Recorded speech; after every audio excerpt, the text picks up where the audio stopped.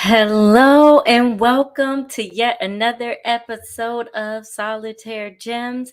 I am your host tonight. My name is Jacinta Martin. I am the creator of a blog called Fruitful Gems and even a podcast called Polished Gems, and even this YouTube channel where I get to share one gem, one nugget with you. And we do this twice a month. So, if this is your first time joining me, first, again, let me say welcome. If this has been your whatever number time joining me, let me say thank you for joining me for multiple replays and times as well. So, tonight on Solitaire Gems, what I'm going to share with you is this one gem. And tonight's topic is peace that subdues when you are chosen. So we're going to get into the meat of that, what that all means. And tonight on Solitaire Gems, I'm going to share this one gem with you where how you can be at peace, have a peace that subdues when you are chosen. So let's jump into it.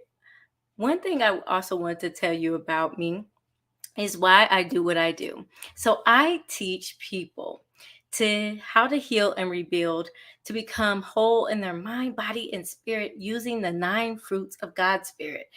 Now, why do I do that? The reason why I do that is because God did it for me. So, because God did it for me, showing me how to become whole in my mind, body, and spirit, I love to teach it. I am excited that I get to teach this as well. Another thing to know about me, for those who may just be joining me, is I have been blogging since 2016, I believe, and even a 2-time author of the books. One is a novel called The Fragmented Soul, and the second is a devotional called From Faith to Faith, a 45 days devotional. I also happen to be a mom of 2 and a real estate agent in the state of Georgia. So that's more about me so you can get to know me.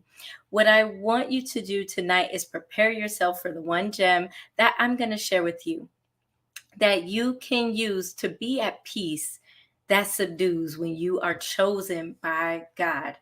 So, what I want you to do is, if you've ever visited our blog, or even if this is your first time, what we do is these solitaire gems, but we have more than that. We actually have a blog and a podcast, as I mentioned. We even have this YouTube channel. So we really teach the 9 fruits of God's Spirit and how to actually apply them to your everyday life. If that's something that you're interested in, well, we have created multiple ways for you to actually become a gem. So, what do I mean by that? And what does becoming a gem actually look like? Becoming a gem actually looks like what we set up on our Patreon page. We offer 3 different tiers of exclusive access to our content there. So, if you don't have time for a blog, that's okay. We got you covered with a podcast.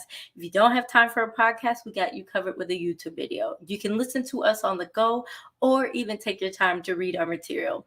Not only do we have those things, but we have merchandise that is only exclusive on our Patreon, as well as webinars, podcasts, ebooks, courses, and even more than that.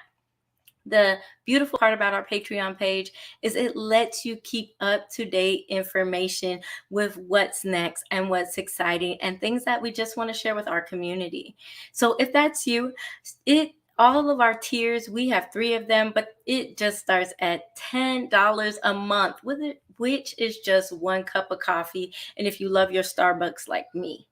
So what I want to do is tell you how you can gain more access. I'm going to go ahead and post this banner ticker with our Patreon at the bottom. You can become a gem today by joining our Patreon. That's at www.patreon.com/fruitful gems. And that is fruitful gems spelled FRUITFULGEMS. So, guys, hi, Chanel. Thanks for joining me tonight. I see your comment. I appreciate you showing up. So, yes, let's jump and dive right into this background context about this gem, about how you can have peace when God calls you and chooses you for your assignment. So, Here's the background context. Now, this is always my favorite. This is story time.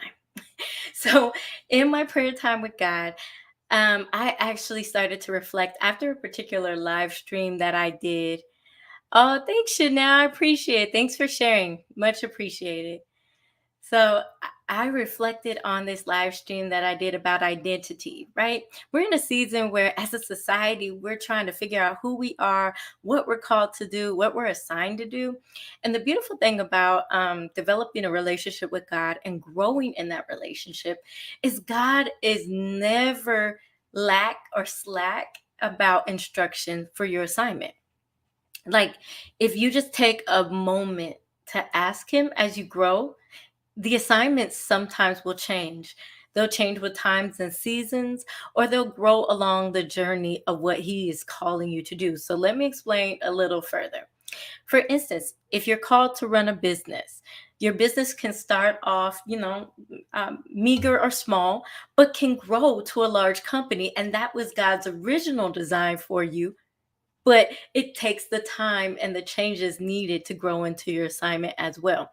So, with that example in mind, so God led me to share that we are here on earth to focus on producing our fruit, right? Individually as well as collectively for the kingdom, and not reproducing the fruit of others. See, what's interesting is this message freed me from thinking that I had no room to be myself in all that God has called me to be and to do. When He brought it to my attention that in our identity, we are producing our own fruit, and that's what God is looking at. Meaning, if He gave me an instruction to write my book, like when He gave me the instruction to write my novel, to go ahead and write that novel. Even if other people were doing it, I was still called to that assignment. Now, however, I did realize that I did not have peace regarding my God given assignments in a lot of my prayer times. During my prayer and quiet times, I was wrestling. I was wrestling with God. I was frustrated with God because I didn't have peace because I felt so overwhelmed and even tired by the weight of my assignments. So even though God for me has confirmed many times that I am called to build multiple things simultaneously, often the weight of that I feel to get it off the ground or to make it grow as God is showing me little by little of the steps, because God is so merciful not to show me everything at once, but little by little the instructions so that I can understand where the assignment is taking me. So, what I learned is this: by the world standards, what it seems like when we're called to build multiple things simultaneously, we're considered that we're doing too much and that we should just focus on one thing at one time. However, every time that I would ask God for my particular situation, if there was too much on my plate, He would always say no. So I asked God, then why do I not have peace with everything that you're instructing me to do? And here's what He shared with me. He shared with me that your assignment is more significant than just you. Okay, I'm going to say that again. He shared with me that your assignment is more significant than just you. For many of us in this season, or even in the assignments that we've been instructed, a lot of times the reason why we don't have peace about the assignments or the instruction that God has given us is because it is bigger than where we are now. Let me explain that. So, when I first started my book, I didn't realize that the book was going to lead to a webinar and to a course. That was the furthest thing when I first got the instruction to write the book. I did not see all of those things. And God was so gracious not to show me those things, because believe you me, when I first got the instruction to write the novel, I would have said, "You want me to do what with it later? And teach people what about it?" Like, I would have questioned every motive and every reasoning. I think it's our natural instinct to do so, but God goes past our natural instinct. When we need to partner with the supernatural to create something to happen, that's what partnering with heaven and even with God looks like. It is us agreeing that, okay, God, you said a thing, I'm assigned to it. You're going to help me see it out and see it through. So that's what he did with the book. And every time I would finish a step, that's when the next step was revealed. So it was not until the book's completion that I learned about the course and that I learned about the webinar that was all connected to it as well. So I'll give you another example. Let's say a book is not what God is calling you to do. One of the things that God is also doing that I see so much on my timeline on Facebook is marriages. For some of us in the kingdom, marriage is actually needed and a necessity to handle the weight of what our families are called to, the warfare, and even the responsibilities that are connected to each and every one of our assignments. For some of us, we cannot actually go through life alone, literally. We need not only God, but we need a spouse that can help push forward what God is trying to do in us and in our assignments. Now, I did talk about a company. So for others, it might be hiring help to run your company.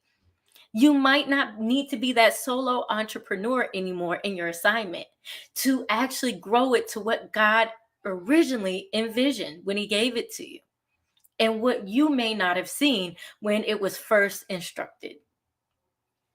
So, whatever applies to you or whatever assignment God has given you to steward, know that it is bigger than you. So, with that being said, I don't want you to be intimidated by that, right? Because a lot of times, believe you me, when God first said certain things, I wanted to run the opposite direction. My flight or fright instinct was the first thing to come up in me.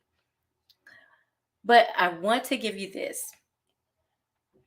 This is the one gem tonight, and then I'm going to make this even more plain. But the one gem for tonight is this: to heal and rebuild peace that subdues in your life regarding your assignment, you must allow yourself to receive the gift of peace and not yield to fear or trouble that arises in your heart. I'm going to say that again. To heal and rebuild peace that subdues you about your assignment, whatever that is. If it's marriage, insert whatever it is for you. If it's your company, if it's your business, you at your job, if it's whatever it is, that nonprofit that God wants you to start, if it's marriage in this season that God needs you to be married, to push the assignment forward. What he needs you to do is receive the gift of peace and not yield to any fear, any doubt, or any trouble that begins to stir up in your heart.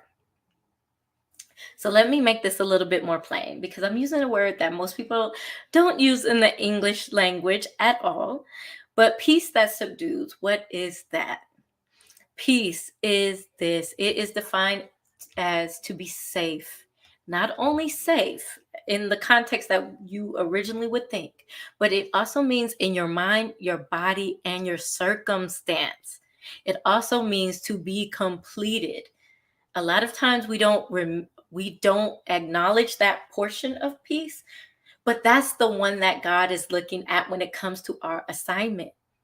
Yes, he wants us to be safe in our mind, our body, and our circumstance. But more importantly, the assignments need to be completed. We must be where we have a peace about that. The next definition I want to give you, just so we're clear as well, is subdues. Subdues means to overcome or quiet or even bring under control a feeling or a person. So a peace that subdues basically happens when you made up in your mind that you're going to do your assignment and you're going to press through it. Whatever may come, however God needs you to go, you will travel the journey till you see everything completed. How many times do we get an assignment and we get frustrated or we get scared or we're like, no, we're not doing that. We think of all the people that are going to talk about us or say something. The other thing, the other side of that coin is we go through the assignment. We start off strong, we keep pressing through, and when it gets rough, how many times have you ever said you want to give up? How many times have you ever said you want to throw in the towel? How many times, just like Elijah, after such an amazing miracle that took place, and I'll give you context for that. Elijah performed one of his greatest miracles when God sent down fire to an offering that was wet and it still burned. He retreated after that because the queen said, hey, I'm going to find you. I will kill you. This is it. He got so scared and he ran rather than continue the assignment. The assignment for Elijah in that particular moment was to prove that God is God all by himself. He doesn't need our help to be God. He doesn't need anything else. He is God and God alone, more powerful than the other gods that were being served at the time. So, one other biblical evidence I want to give you, because I always say this in all of my lives, you do not have to take my word for it. I don't want you to stand on the word of this is what Jacinta said. What I want you to stand on is the word of God. So let me back it up with a little bit more context as well for you. You can even look at the story of Moses. When Moses asked God, God asked Moses to return to Egypt and speak with Pharaoh on behalf of his people, instructed him to lead them out of Egypt, out of bondage, tell Pharaoh, as we all heard the song, let my people go. He was supposed to go and get the Israelites, bring them into the promised land that God had waiting for them, and that they would be free to worship God in this land and live according to how he desired them to live. They would just have this freedom. They would have land to grow their crops, their animals, and have families, and do so under God's instruction and build this new way of worship as well. And that they did not have access to in Egypt because of the other gods. But here's what's interesting. The children of Israel also cried out for help before this, and had cried out for change from God. So I'm going to pause here. How many times have you actually asked God to step in? Whatever your situation, whatever your circumstance. Let's say you already started the business and it's going through something that's shifting or transitioning. How many times have you asked God or cried out to God for help? He has heard those cries because you were chosen for the assignment. So just like the Israelites cried out to God for change, for help, he sent Moses. Moses was on assignment. He was the answered prayer to their cries for help. What's interesting about this story that I love is that as God spoke with Moses about the assignment, what he desired him basically to do, Moses began going, I don't know if I can do that. He found every excuse he could possibly think of, everything from even, I stutter. I don't really talk that great. So who's going to listen to me? And gave God every reason for why it cannot be him. That God somehow made a mistake when he chose him for the assignment. I find it interesting that it seems like we do this a lot in our lives. When we are called to do or chosen to do a thing, that we figure out different excuses for it. I even break it down to not just business. Let's say God is asking you to get married again, but you feel unworthy. You don't understand why God would call you to get back married. Let's say you were previously divorced as well. If God is calling you to get back married, there's a reason for that assignment. There's a reason why you were chosen for that. There's something that he needs you to do with that.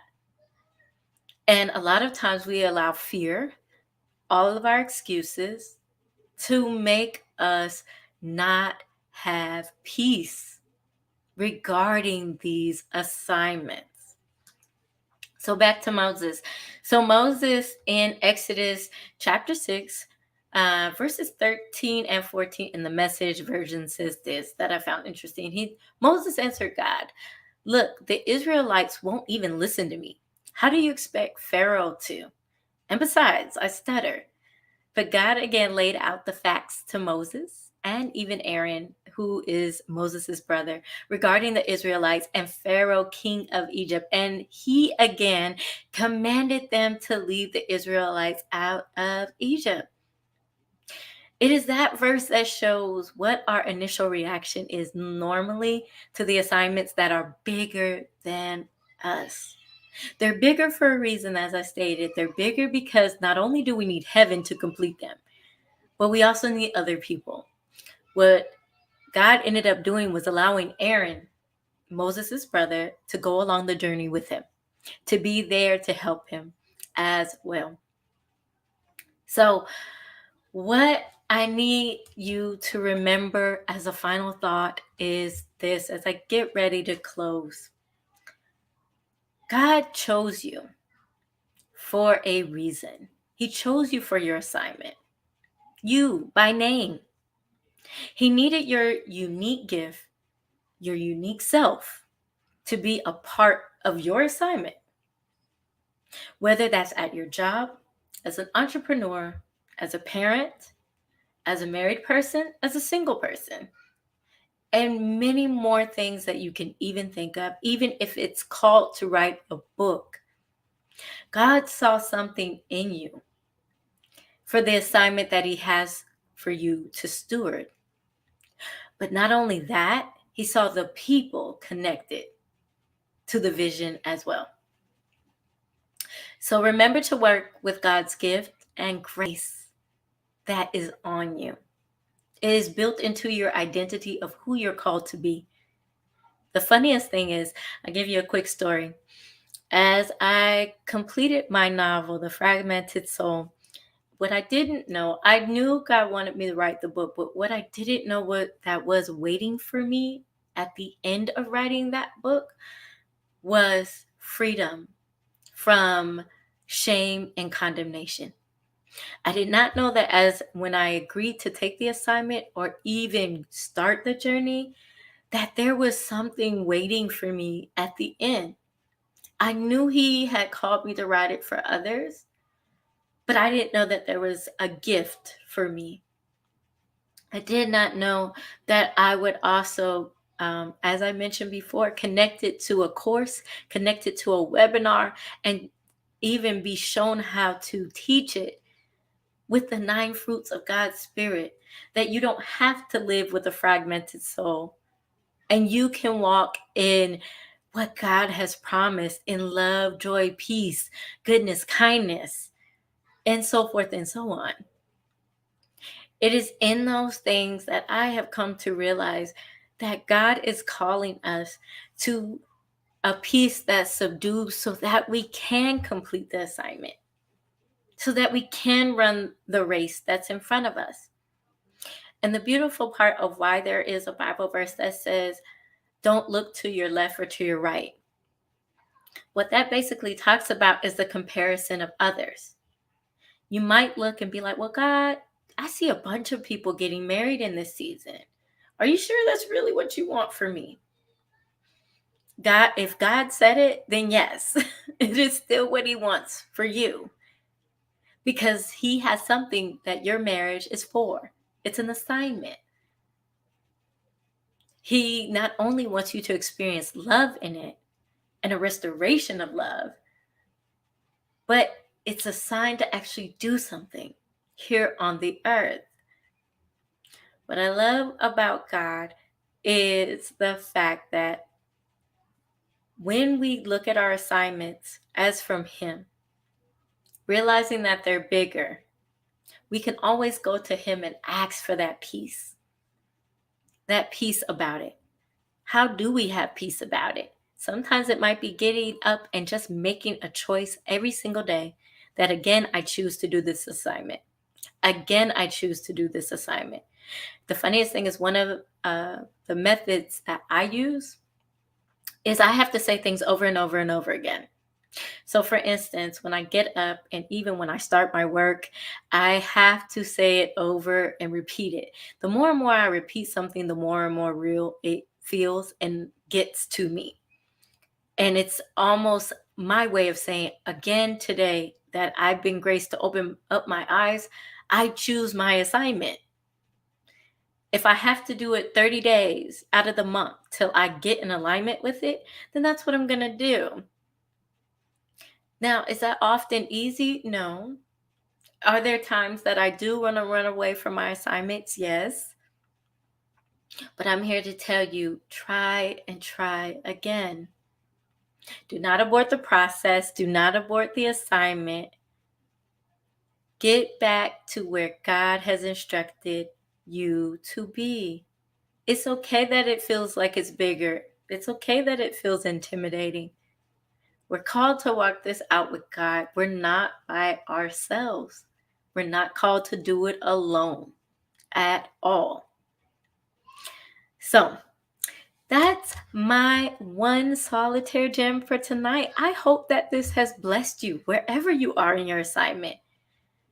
Whether you're just starting out, you're already in the middle of it, or you're feeling like you're closer to completion right before the next assignment.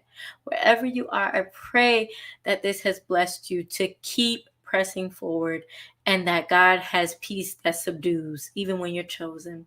So, also, if this gem has blessed you, head over to Become a Gem, which is scrolling down below. And if you're just joining me, what this is our Patreon. On our Patreon page, we have exclusive offers and merchandise as well, where you can get notes from our live stream, our ebooks as well, courses. When we drop those, you get to know about that. Even when we drop new webinars on teachings and even our podcast and more, because our podcast now is exclusively on Patreon. So you can become a gem by going to what you see below at the ticker, and that is www.patreon.com/fruitful gems, and that's spelled FRUITFULGEMS. So we have 3 different tiers over on our Patreon page, and that's starting out at just $10 a month, which is 1 cup of coffee at Starbucks. For all my Starbucks lovers, I'm sorry if you love tea, I'm a Starbucks coffee drinker. So with that being said, it is 1 cup of coffee. I promise you that's all that it is. And you can go check us out there. So guys, thank you so much for tuning in. Whether it's your first time, whether you've been joining me for a while now, I really appreciate it. And you all have a wonderful night. And until next time, until the next Solitaire Gems, have a great evening. Bye.